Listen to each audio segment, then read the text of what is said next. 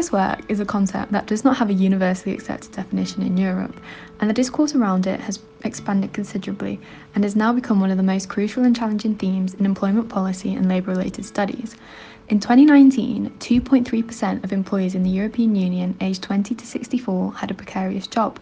This means that the contract did not exceed 3 months. There are all types of contracts that could potentially be at risk of precariousness, including contracts that are full-time and open-ended. We're going to be talking about how labor precariousness affects social inequality and how that can lead to social exclusion.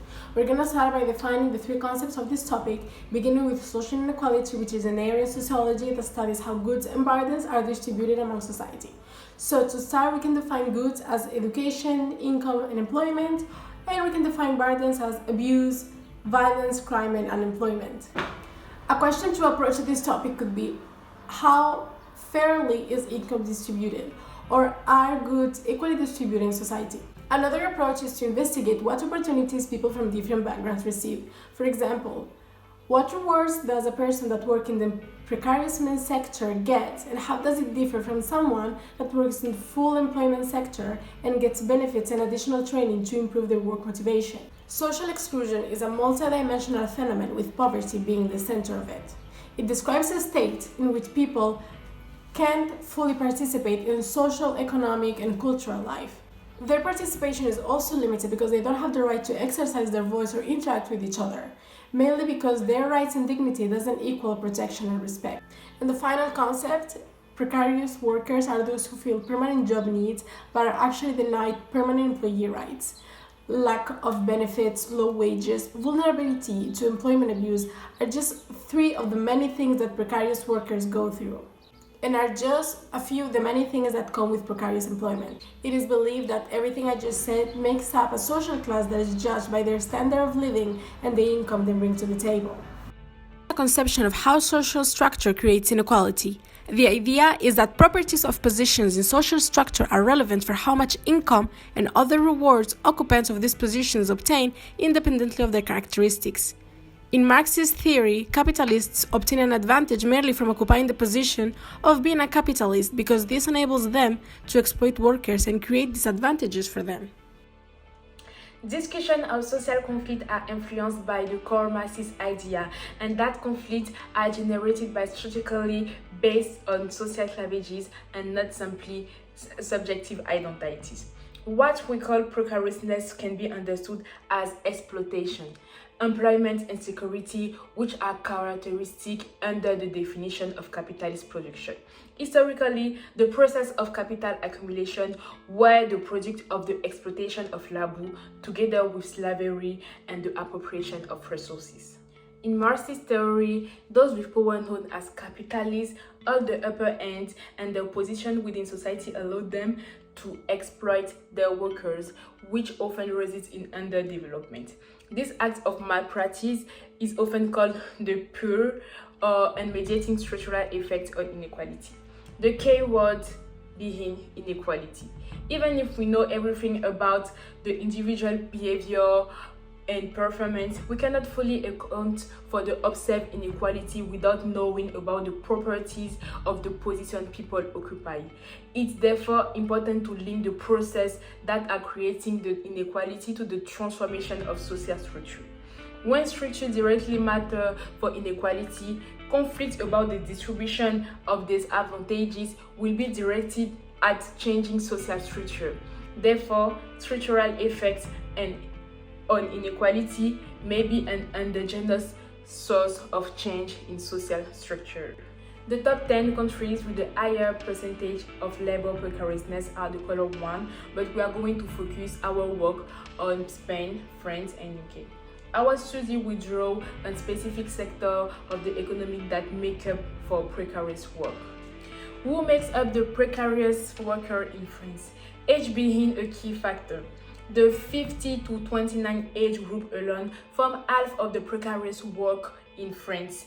Among employees, 38% of this age are employed on precarious contracts.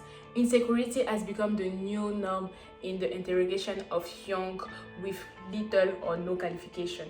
Only 11% to of 30 to 49 years old, and 7% of 50 years old are affected. France is one of only 5 OECD countries where income inequality and poverty have declined over the past 20 years. Inequality and poverty meaning people who live on less than half median incomes. Employment rates of those with low level of education have increased, unlike in most other OECD countries, where employment rates of people with low level of education have fallen. The central criteria remains the diploma. Young or old precariousness mark first and foremost working class seekers. Workers and employees represent 80% of precarious workers, and senior managers only 10%. Sex is no longer a central divide when it comes to precariousness, and only a little more than half of the precariousness workers are women. Among these employees, 16% of women are in precarious employment against 50% of men. To sum up, precariousness remains to target the minority, low-skilled, young, working-class citizens. In Spain, the unemployment rate is well above those from most of other European Union countries. The situation in the Spanish labor market has become very abusive. Over the last decade, youth employment has experienced increases in rates of temporary work, part-time work, and low wages. Research shows that several labor reforms adopted within Spain contributed to precariousness. The low unemployment rate succumbs to precarious and unstable jobs, especially among the young population. Precarious work in Spain is normalized, and way more than it should be, and that is something that is scarier than automation taking our jobs away from us. Labor law reforms have focused more on stopping unemployment and giving society a decent monthly paycheck to live by. And it isn't something that only touches upon the socially excluded people, it also affects the white-collared and educated ones.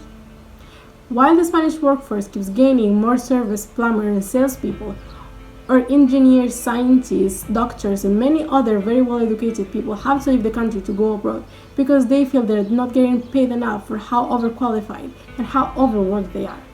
In 2018, 50% of university graduates in employment didn't even reach €1,000. Almost 30 million people are facing poverty and social exclusion in Spain, almost 3 million more than in 2007.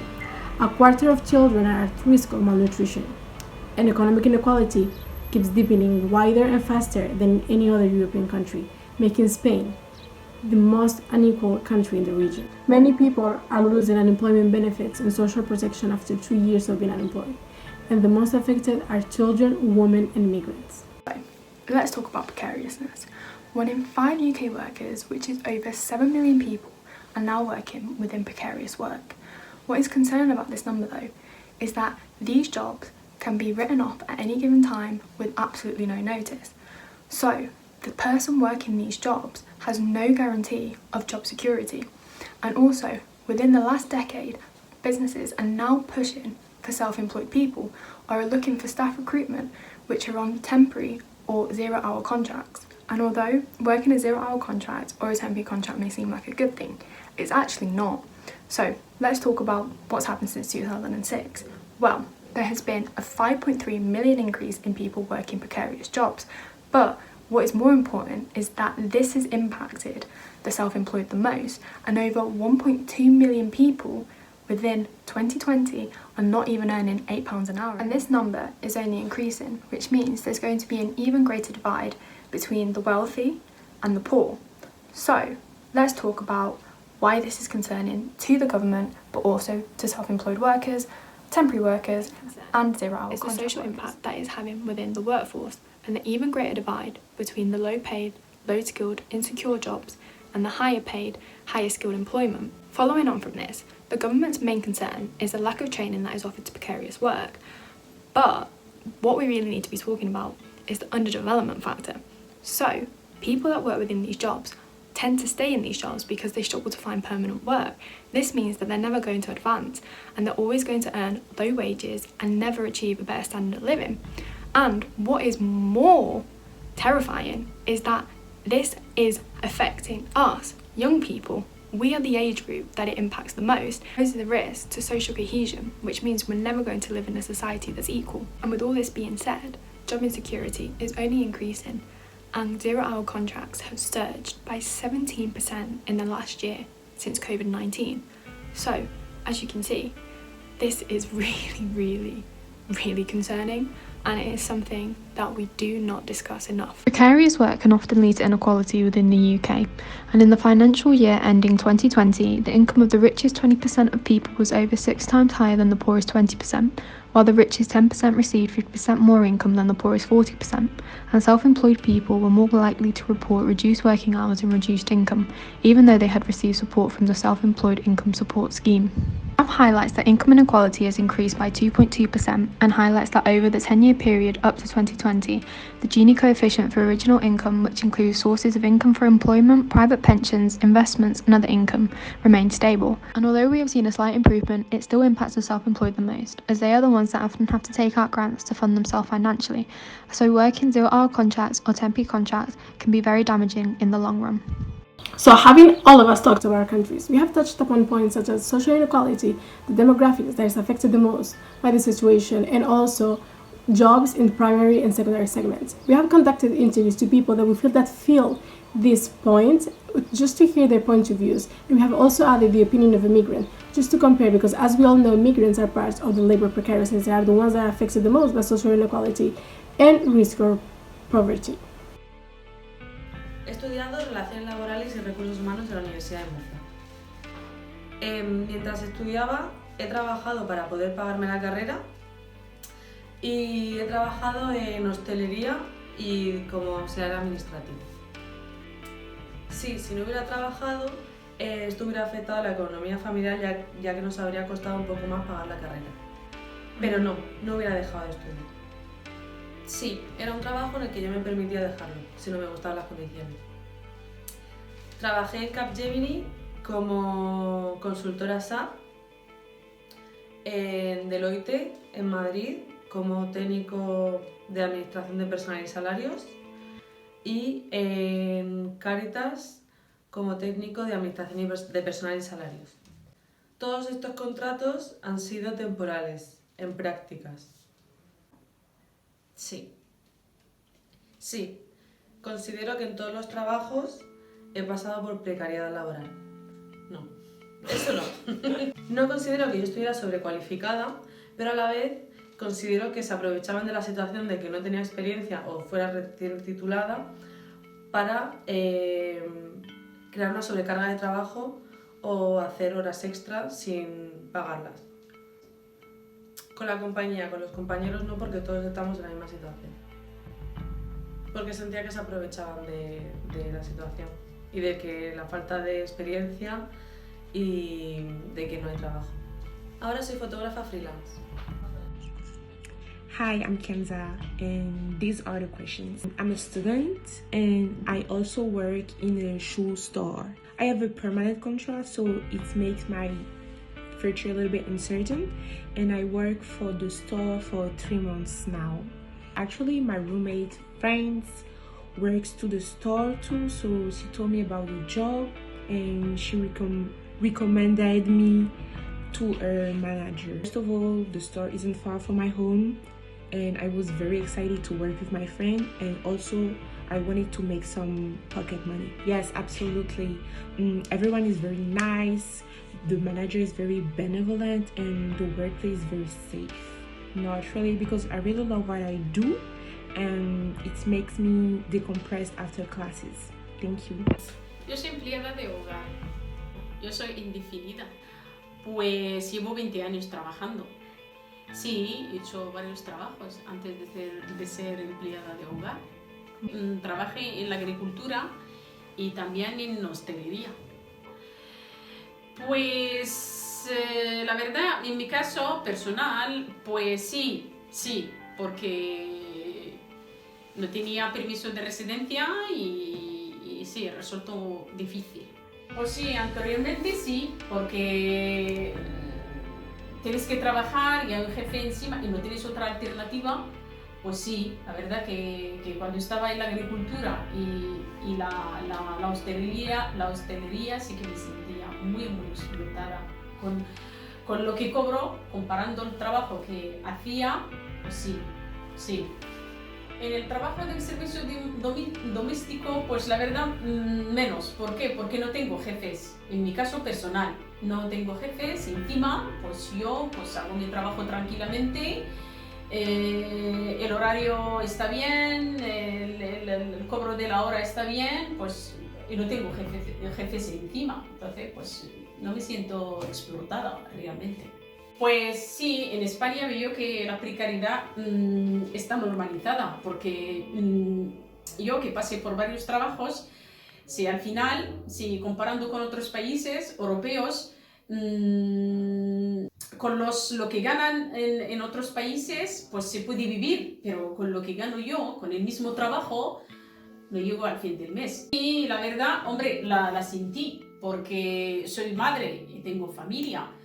Pero en mi caso era todo junto, que no tenía tiempo. Yo tenía que seguir adelante, yo tenía que poner el pan a la mesa. Yo no estaba pensando en otra cosa. Quizá otros casos piensan yo qué sé, en tener una economía para viajar, para vestir bien, para tal. Y en mi caso estaba yo pensando solamente en dar de comer a mis hijos y vestirlo pues lo mínimo.